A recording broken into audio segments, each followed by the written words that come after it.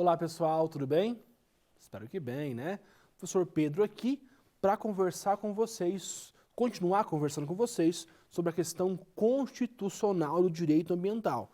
Vamos conversar hoje sobre os parágrafos únicos do artigo 225 do Código da Constituição Federal, do artigo 225 da Constituição Federal, tá certo?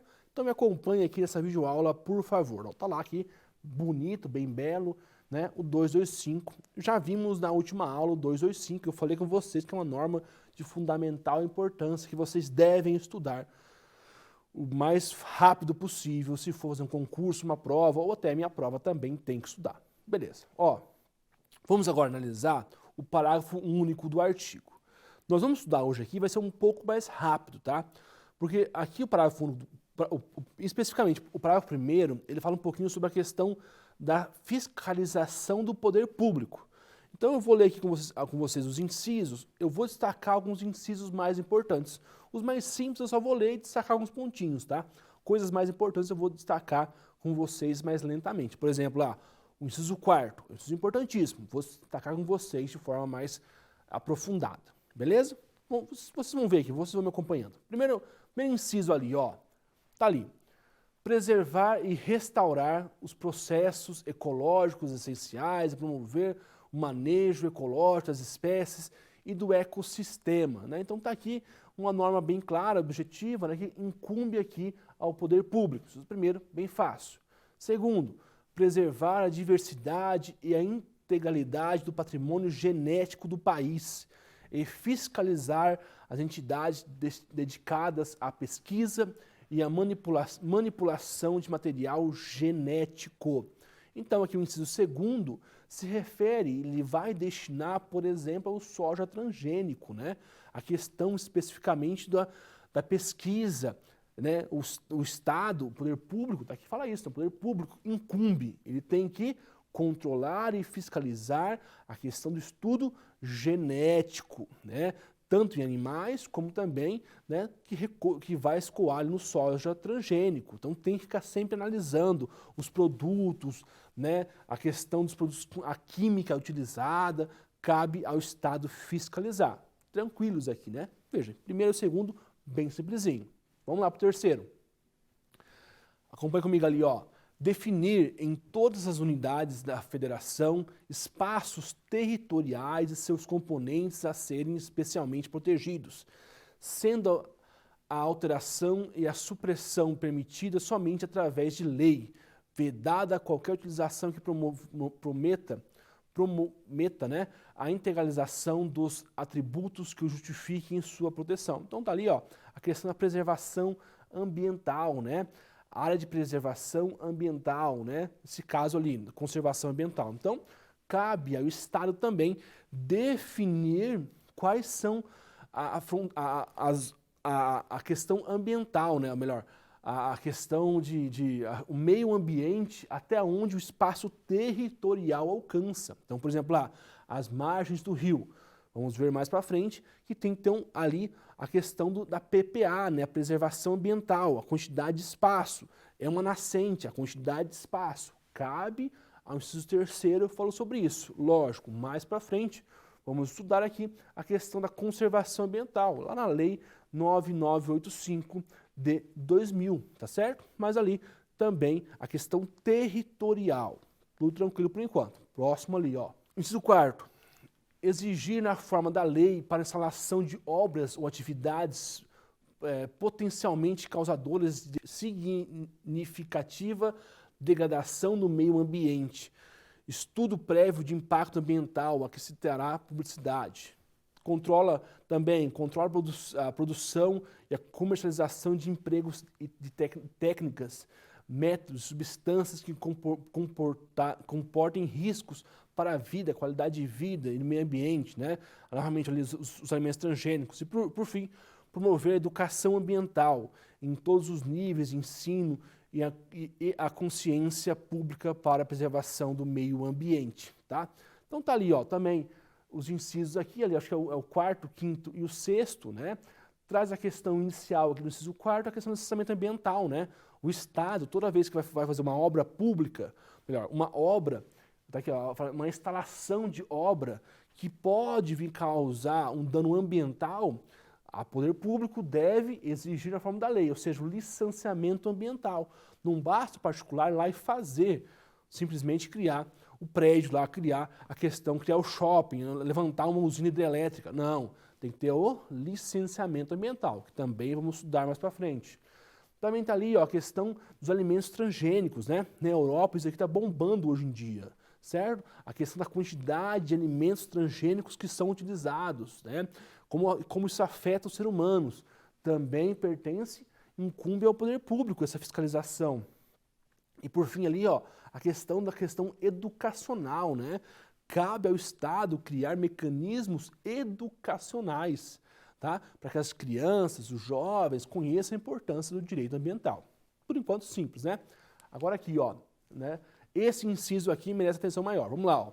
Proteger a fauna e a flora, vedada na forma da lei, as práticas que coloquem em risco a função ecológica, provoquem a extinção de espécie ou submetam os animais à crueldade. Esse artigo aqui é bem legal, esse inciso 7º aqui, né?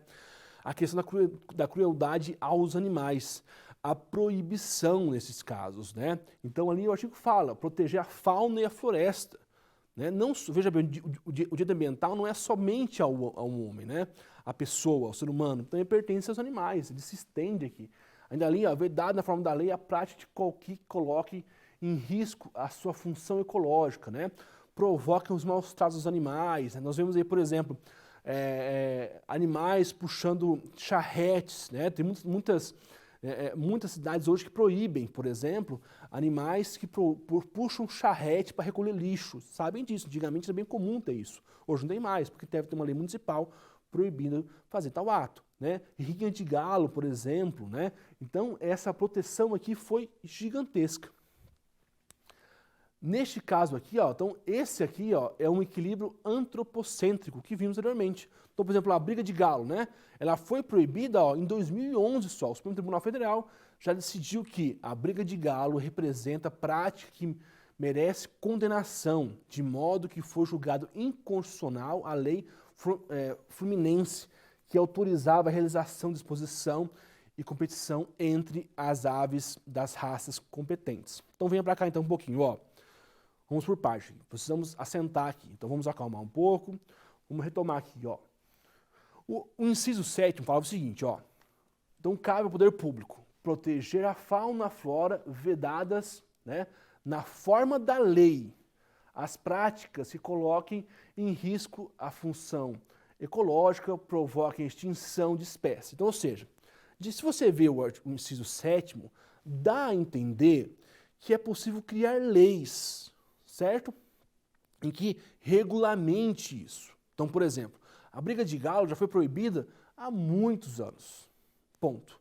Entretanto, teve uma lei fluminense que liberava a briga de galo. Não liberava, né? Ele liberava, né? Criava requisitos para a validade da rinha de galo. Então, o galo tinha que ser assim, não podia ter a morte, não podia fazer não sei o que lá, não sei o que lá, tinha que cortar as esporas do galo, enfim. Mas essa lei é uma lei inconstitucional, né? Foi isso que foi falado aqui em 2011, né?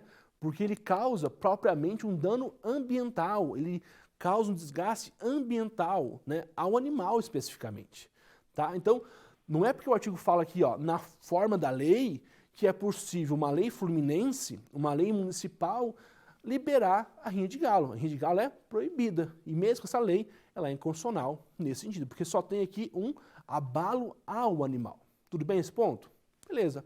Ó, outra proibição que teve também, ó, em Belo Horizonte, né, em BH, diz assim, ó, invocou o artigo 1263 do Código Civil, valendo do raciocínio segundo o qual os animais recolhidos nas ruas são considerados coisas abandonadas, motivo pelo qual a administração poderia dar-lhe destinação mais conveniente. Novamente, né, mesma questão do direito ambiental. Lá em BH, não coloquei aqui qual foi o ano, mas eu não me lembro aqui o ano de cabeça agora, poderia existir essa questão aqui que os animais poderiam ser recolhidos na rua e, de acordo com essa lei, os animais eram um objeto, coisas, olha pasme, né, coisas, porque estava na rua, recolhia os animais, o poder público poderia dar a destinação que ela quisesse, inclusive eutanásia nesses animais. Opa, pode isso? Lógico que não, cara. Tá aqui novamente, ó, no artigo 7º, tá lá, ó. É responsabilidade do poder público proteger a fauna, a flora, vedadas na forma da lei as práticas que coloquem em risco os animais. Então, BH, meu caro, desculpa aí, Belo Horizonte, mas não pode fazer esse tipo de norma, né? E, logicamente, foi rapidamente dado como inconstitucional essa atuação. E animal não é uma simples coisa por força disso. Repito, nós temos aqui um antropocentrismo, né? Um equilíbrio do antropocentrismo. Já falei sobre isso com vocês. O STF entendeu que o antropocentrismo, o ser humano é o centro do objeto. Mas aqui destaca-se, nesse caso, que os animais também têm proteção especial. Não é só o homem que tem proteção ambiental, os animais também. É um antropocentrismo relativizado, tá? Além disso, ó, aqui temos um problema, tá? Também outro problema, ó, a questão dos procedimentos de uso científico dos animais. Tá ali, ó. A finalidade que envolve é clara. Nas atividades de desenvolvimento experimentais científicos atinentes à melhoria da saúde humana, o uso de animais se justifica. Percebe-se logo uma inequívoca vertente antropocêntrica no ordenamento assim desenvolvida na questão do cosmético. Como assim, pessoal? Ó, aqui uma questão extremamente polêmica, tá? Vou falar aqui brevemente sobre isso. A questão aqui do procedimento para uso científico dos animais. Lei 11.794 de 2008. Se esses animais são utilizados para a questão de medicamentos, para o uso, para a questão do melhoramento genético, para o melhoramento para um melhoramento da saúde do homem, né, que diz a palavra da saúde do homem, é possível esse uso científico.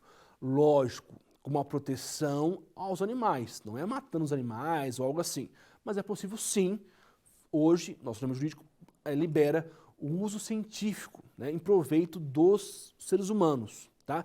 Aqui a lei fala sobre várias regras, não é simplesmente sair matando os animais, longe disso, mas tem que ter regras congentes, regras claras, e a lei fala isso, né, para que eu possa utilizar. Mas veja, então eu posso usar de usos científicos esses animais eu posso, não crueldade, mas eu posso utilizar a finalidade, procedimentos científicos dos animais em proveito do humano, dos seres humanos? Posso.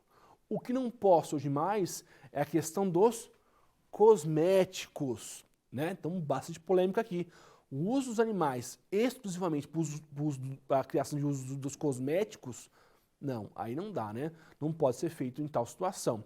A questão dos animais para os usos humanos já é uma discussão gigantesca, mas é permitido. Para os cosméticos, isso de forma alguma é liberado em nosso ordenamento jurídico brasileiro. Então, por exemplo, passar alguma coisa no animal, a questão de raspagem de pelo ou algo assim, não é possível de ser utilizado. Tá certo? Beleza? Tudo certo por enquanto? Continuando ali então, ó, parágrafo 3º do artigo, ó. As condutas, atividades consideradas lesivas ao meio ambiente sujeitarão as infratores à pessoa física e jurídica, sanções penais e administrativas, independentemente da obrigação de reparação dos danos causados. Então aqui, ó, o parágrafo 3º do artigo 225 traz o princípio do poluidor e pagador, que vamos estudar mais para frente, ou seja, quem pratica um ato ambiental, um crime ambiental, quem pratica um dano ambiental, ele está sujeito à atuação civil, penal e administrativa. E eu posso sofrer condenação nas 3 instâncias. Olha que legal isso.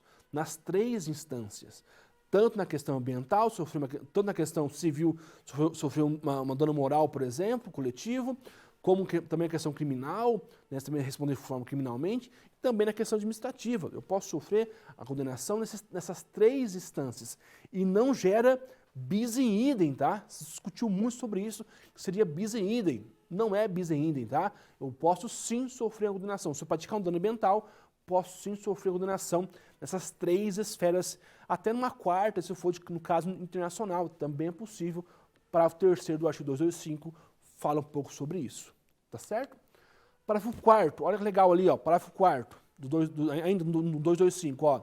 a floresta amazônica brasileira, a Mata Atlântica, a Serra do Mar e o Pantanal, Mato Grossense, e a zona costeira são patrimônios nacionais e sua utilização far-se-á na forma da lei, dentro de condições que assegurem a preservação do meio ambiente, inclusive quanto ao uso dos recursos naturais. Essa aqui, ó, é uma questão boa para concurso, tá? Concursos de provas, cai que é uma beleza. Então veja, o que é um patrimônio nacional? Somente é patrimônio nacional a floresta amazônica, a Mata Atlântica, a Serra do Mar e o Pantanal Mato Grossense e a zona costeira. Nós temos 5 patrimônios nacionais. Destaca-se então que a Caatinga não é patrimônio nacional. O Cerrado também não é patrimônio nacional. Tá? Fique atento que cai muito concurso isso, tá? É só esses 5 aqui, tem que decorar isso, tá? Infelizmente. Se cai em provas, a Caatinga não é patrimônio nacional. Como o Cerrado também não é patrimônio nacional, tá? São só esses 5 que estão ali no parágrafo 4º, que cabe, que é considerado um patrimônio nacional. Tá certo?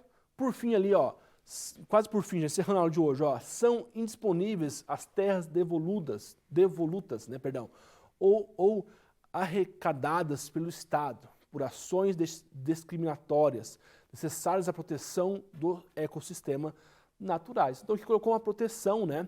Então as terras devolutas, né, as terras que não têm dono, né, que não tem demarcação, nada disso, são indisponíveis, tá? Tem que ter essa proteção ambiental nessas terras também, né? É só que uma proteção dada pelo parágrafo 5º do artigo. Ali, ó, por fim, parágrafo 7º, né? Também aqui, ó, esse aqui é um bom artigo, ó, parágrafo 7º. Para fins do disposto no final do inciso 7º do parágrafo 1º desse artigo, não se consideram cruel as práticas desportivas que utilizem animais, desde que sejam manifestações culturais, conforme o parágrafo 1º do artigo 215 dessa texto constitucional, né? Registrados como bem de natureza imaterial, integrante do patrimônio cultural brasileiro, devendo ser regulamentado por lei especial, que assegura o bem-estar dos animais envolvidos. Olha só, pessoal, esse parágrafo 7º aqui, ó, ele é bem novo, tá? Eu acho que ele é de 2000, não tem aqui a data, de 2012, 2011, eu acho que foi. Como surgiu esse parágrafo 7º? Ele surge de uma prática desportiva especificamente dada através das vaquejadas, né? Então, assim, no Ceará, até então, tínhamos uma norma específica regulamentando as vaquejadas, perfeito? Então, estava lá regulamentando as vaquejadas, lindo e belo. Só que um dia veio o Ministério Público e entrou com uma ação e foi dado como inconstitucional essa norma. Por quê, professor? Porque a vaquejada, naquele momento, foi considerada como que causava um dano aos animais. Então, essa lei que regulamentava as vaquejadas tinha que cair, porque vaquejada causa um dano ambiental.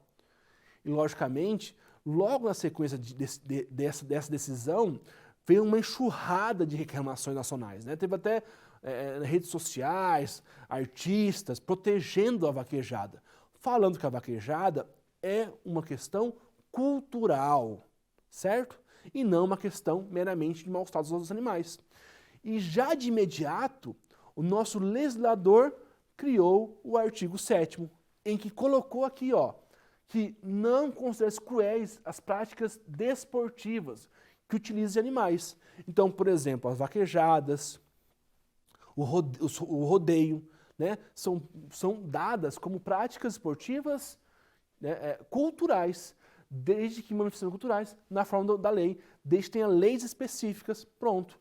Aí sim foi liberado as vaquejadas, graças ao artigo 7º, tá?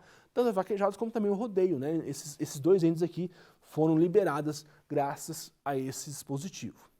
Tudo bem esse ponto aqui? Beleza. Professor, mas o que são atos cruéis, né? Então aqui, ó, algumas práticas cruéis. Essas são práticas cruéis mesmo, tá? Tá aqui, ó.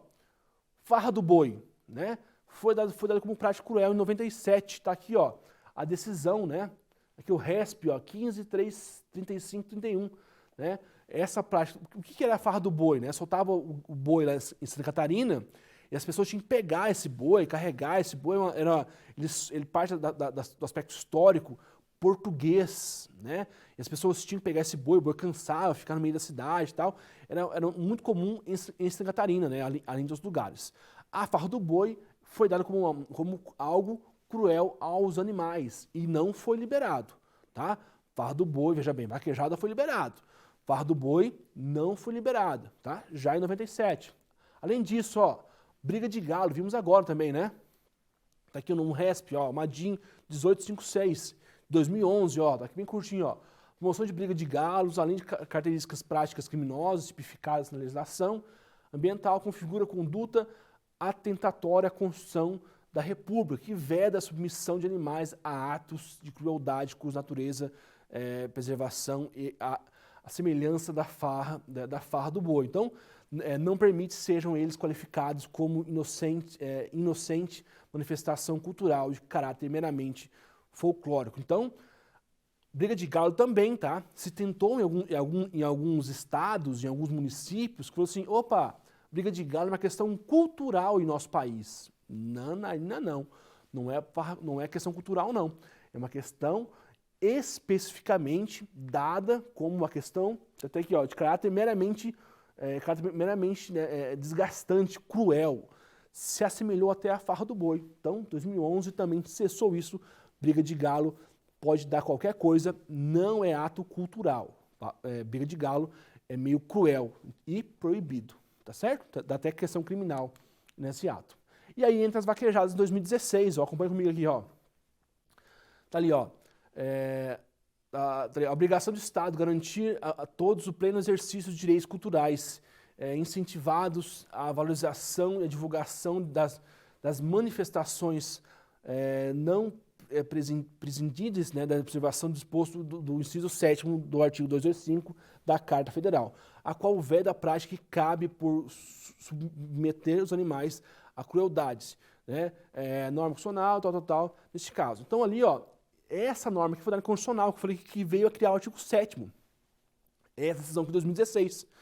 Em 2016, foi a norma do Ceará, era liberado a vaquejada, tinha uma lei regulamentando, veio aqui o Ministério Público e acabou com a lei, né? Opa, é inconstitucional, a vaquejada é proibida. Opa, não. A vaquejada é uma questão cultural. E aí foi liberada posteriormente, veio a criar o artigo 7º. Então veja, se for de cunho cultural, né, olha como é um artigo polêmico, né? Diz aqui novamente, ó, para fins expostos à parte final do inciso, não se considera cruéis as práticas desportivas que utilizam animais, desde que sejam manifestamente culturais, né? Registrados como bem de natureza imaterial, integrantes do patrimônio cultural brasileiro, devendo ser regulamentada por lei. Tá? Então são dois elementos aqui.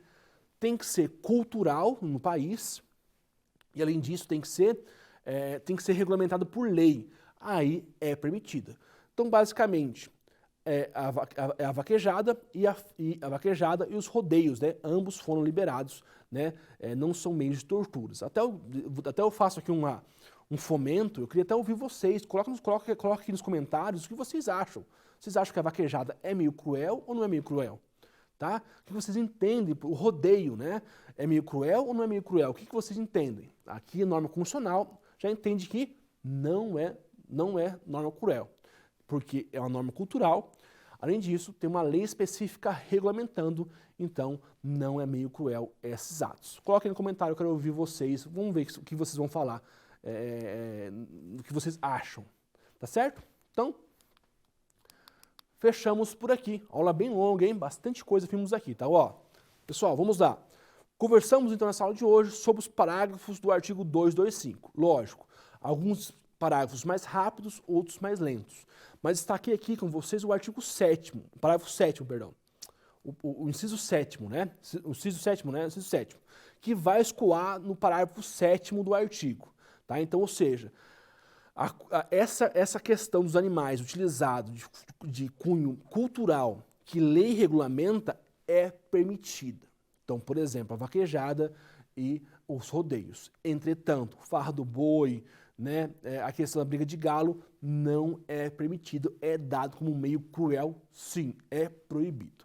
Tá certo? Então é isso, fechamos por aqui. Muito obrigado, até mais, tchau, tchau, bons estudos.